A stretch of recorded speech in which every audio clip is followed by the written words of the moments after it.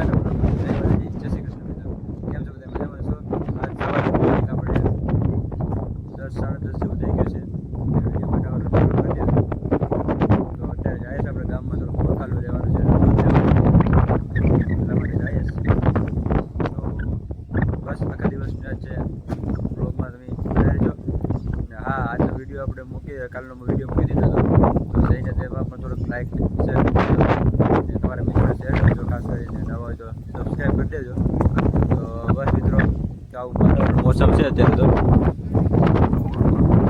અત્યારે આવું વાતાવરણ મસ્તનું છે, નજારો એક નંબર.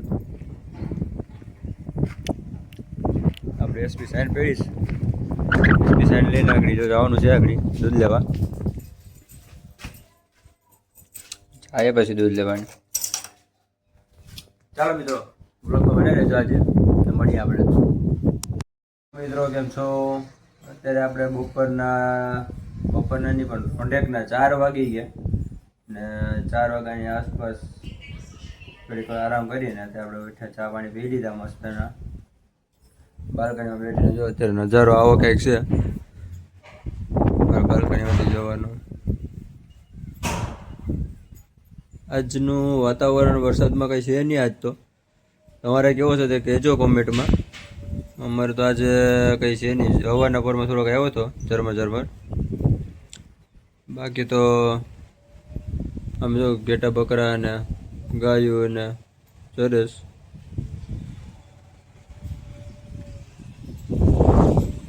બાકી તમારે કેવો છે તે કોમેન્ટમાં કહેજો. ને આજે થોડીક અમે વાડી બનાવીશ ને આગળ જવાનું થોડું કામકાજ કરવા. બાકી તો બસ, અને આજે થોડુંક દર્શન કરવા. તો મિત્રો, વિડીયોમાં લાઈક કરતા રહેજો ને કોમેન્ટ કરજો ખાસ કરીને કે કેવો વિડીયો લાગે છે. બસ બીજું આજનું તો જો એક આ વાડી બનાવી છે, આ વાડી છે, વાડી બનાવીશ. ચાલો મિત્રો, કન્ટિન્યુ બ્લોગ બનાવી રહેજો. હેલો દોસ્તો, કેમ છો? મજામાં જ?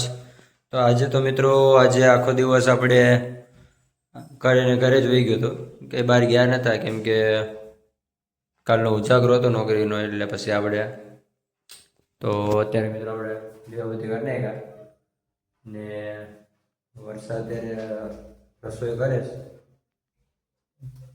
જો આજે રસોઈ કરે છે આજે, ને જમવામાં અમારે આજે શું છે કંઈ ખબર નથી. આજે બટેટાનું શાક છે. હા, તો અત્યારે આપણે આગળ થોડી વારમાં થોડુંક જમવા બેઠશું. ને આ અમારું ઘર છે નાનું અમથું.